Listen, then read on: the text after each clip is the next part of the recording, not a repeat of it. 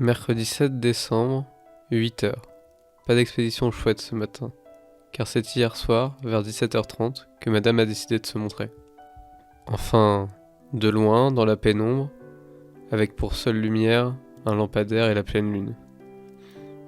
Pas de photo concluante donc pour le moment. Ce matin, un épais brouillard recouvrait le sol, le ciel et les arbres.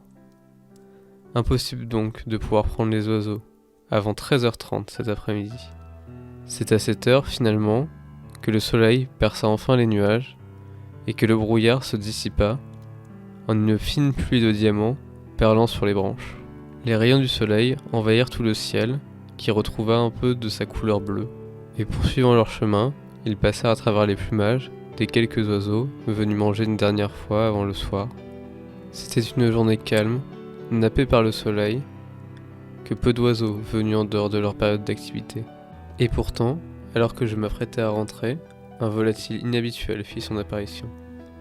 L'Opophanes cristatus, du grec lophos, une crête, et phaino, qui montre, et du latin cristatus, surmonté d'une crête. C'est effectivement là sa principale particularité. Car ce qui fait le charme de la mésange huppée, c'est effectivement cette longue touffe de plumes noires mouchetées de blanc, dressée en pointe sur sa tête.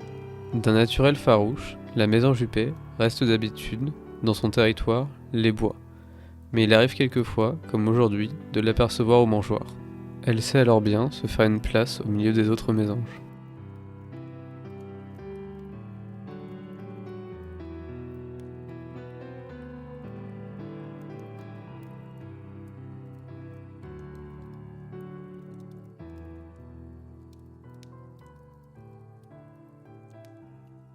Inféodée aux conifères, la mésange huppée y a ses habitudes.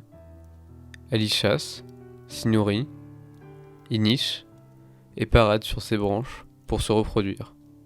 Avec les nouvelles plantations de conifères, la mésange huppée a pu agrandir son aire de répartition, même si ses territoires sont globalement en baisse à cause de la dégradation globale des forêts.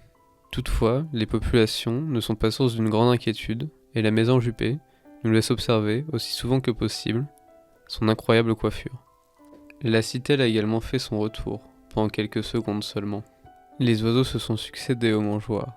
Verdier, mésanges, parfois même à plusieurs. La petite tourterelle passe tout juste un œil pour voir si je suis encore là. Et l'hypnotisant balai des oiseaux aux mangeoires continue encore et encore.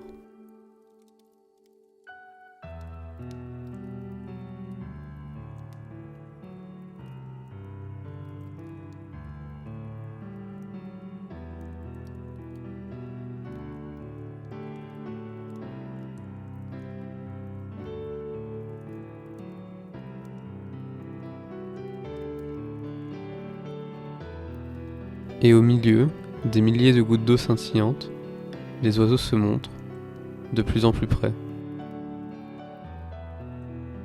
Les images révèlent alors les détails de leurs plumes et de leurs yeux, alors que les nôtres scintillent d'émerveillement. C'est déjà l'heure de rentrer au chaud. Je vous dis donc à demain.